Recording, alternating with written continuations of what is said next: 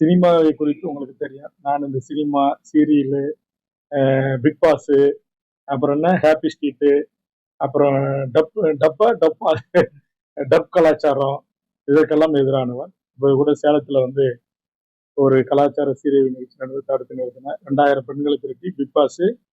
இதோட ஆபாச அருவருக்கு தக்கதெல்லாம் இந்த சீரியலோட நிறுத்திக்கணும் அப்படின்னு எச்சரிக்கை செய்து போராட்டம் நடத்திருக்கிறேன்.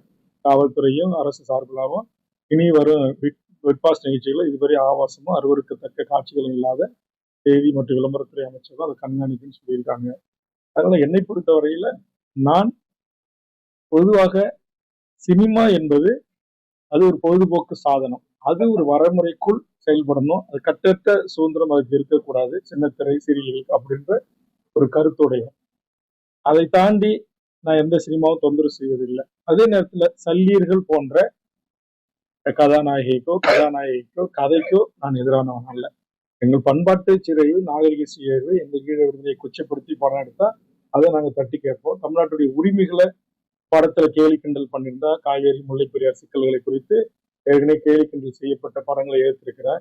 அதே மாதிரி மலையாள தேசத்துல டேம் உடஞ்சா டேம் 99 என்கிற படம் 999 அது மிகப்பெரிய கேரளாவை அழிஞ்சிரும்னு எடுத்தாங்க. அந்த படத்தை ஓடக்கூடாது அப்படின்னு நான் வேண்டுகோள் வைத்தேன். ஆக என்னுடைய போராட்டங்களை நீங்கள் கூர்ந்து கவனித்தா தெரியும். இது வந்து இந்த மண்ணுக்கானது, மக்களுக்கானது, இந்த நாட்டில் வாழ்கின்ற அனைத்து மொழி வழி தேசிய இனங்களுக்குமானது, தமிழர்களுக்கான போராட்டமாகும். அதற்கான ஒரு குரலாகத்தான் என்னுடைய குரல் இருக்கும். ஜனநாயகம் வெற்றி பெற்றா எனக்கு என்ன, பணநாயகம் வெற்றி பெற்றா எனக்கு என்ன. இந்த படம் வெற்றி பெற்றா என் வீட்டுல உலகம் இருக்காது. அதனால அதை பற்றி நான் கவலைப்படுவதில்லை.